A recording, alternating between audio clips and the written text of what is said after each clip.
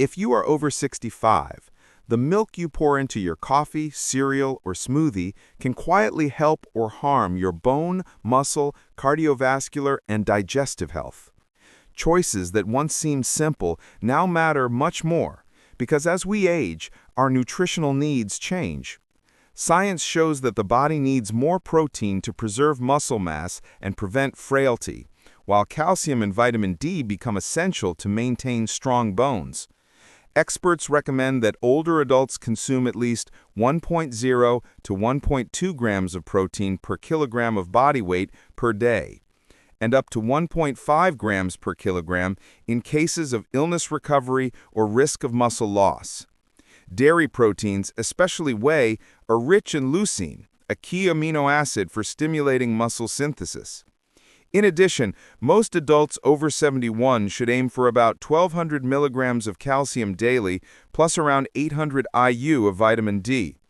Some of this can come from food, some from sun exposure, but many milks are fortified and provide this extra support. The point is, after 65, every detail of diet makes a difference. Another key aspect is heart health.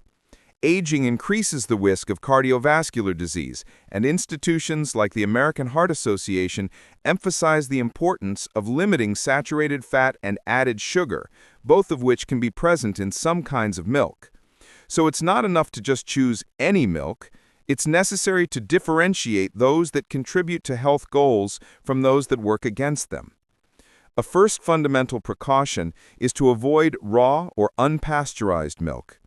This type of milk can harbor dangerous bacteria such as Salmonella, E. coli, and Listeria. People over 65 are at greater risk of severe complications from foodborne illness. Pasteurization virtually eliminates these risks without reducing milk's nutritional value, which is why the recommendation is clear. Always choose pasteurized milk and pasteurized dairy products, such as yogurts, cheeses, and kefir. Another group to limit are sweetened and flavored milks, such as ready-to-drink chocolate or vanilla milk. They often carry large amounts of added sugar, which adds calories without offering nutrients. The U.S. dietary guidelines recommend keeping added sugars below 10% of daily calories, while the American Heart Association is even stricter, suggesting about 6%. For a 2,000-calorie diet, this means around 25 to 36 grams a day. A single glass of flavored milk can quickly use up a large part of this limit. Therefore, if you enjoy chocolate milk, save it for occasional treats or look for unsweetened versions. There are also low-nutrient plant-based milks, such as many made from rice, oats, or almonds, when they are not fortified. Most of them contain less than 1 gram of protein per cup, far below the 8 grams in cow's milk. For someone needing to increase protein intake, that is a major drawback. In addition, rice can accumulate more arsenic than other grains, which doesn't mean that an occasional cup is dangerous, but it does mean it shouldn't be your daily staple.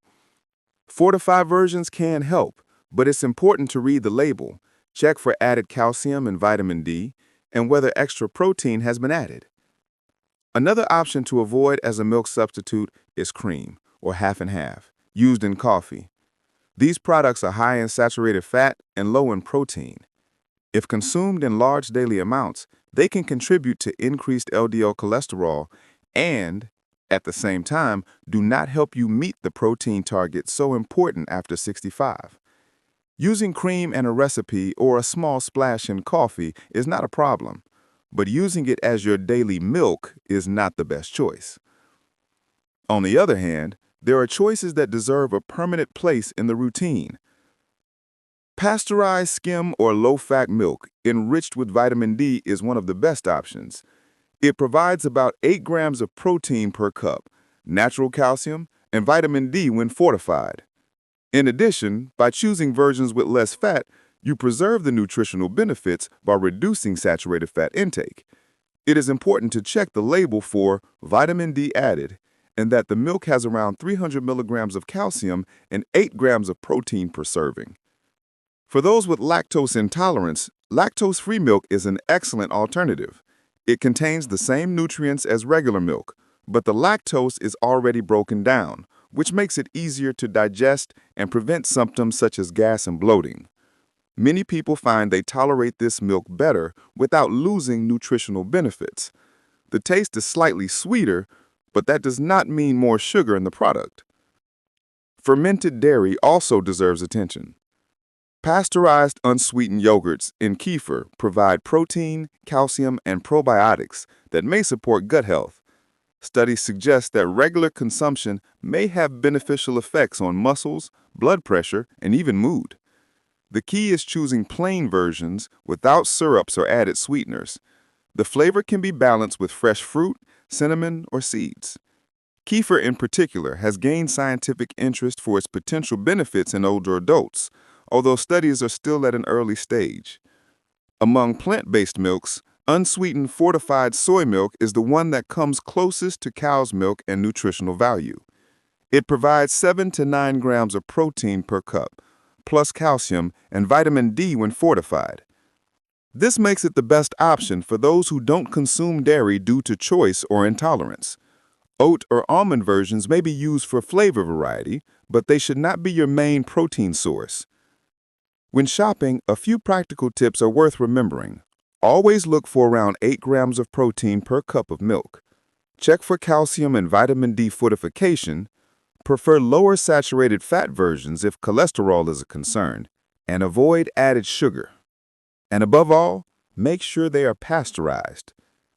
A simple one-day menu example for someone over 65 could include oatmeal made with 1 cup of fortified soy milk and some Greek yogurt with fruit for breakfast, a lentil soup for lunch with a smoothie made with lactose-free milk, spinach, and banana, kefir with apple and cinnamon as an afternoon snack, and grilled fish with vegetables at dinner, followed by plain yogurt with strawberries for dessert. This kind of distribution helps spread protein throughout the day, better stimulating muscle synthesis. Many people ask if whole milk is forbidden after 65. The answer is not necessarily.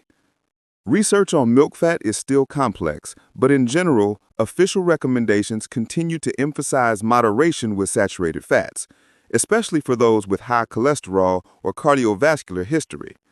So whole milk can be part of the diet, but skim or low-fat versions are more consistent with prevention guidelines.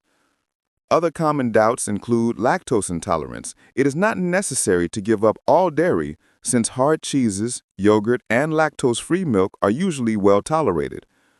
Plant-based milks are not automatically healthier. You need to read the label and choose those that really offer protein and fortification. As for rice milk, it can be used occasionally, but should not be the foundation of the diet due to its low protein and possible arsenic content.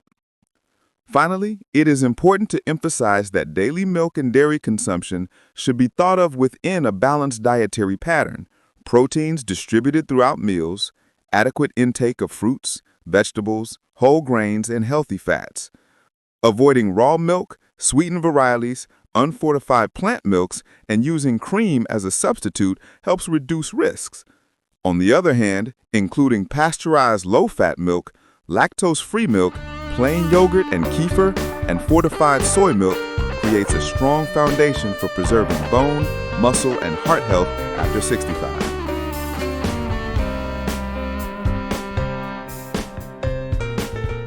Did you enjoy the video? Subscribe to our channel, Health and Wellness for All, for more tips and information. See you soon.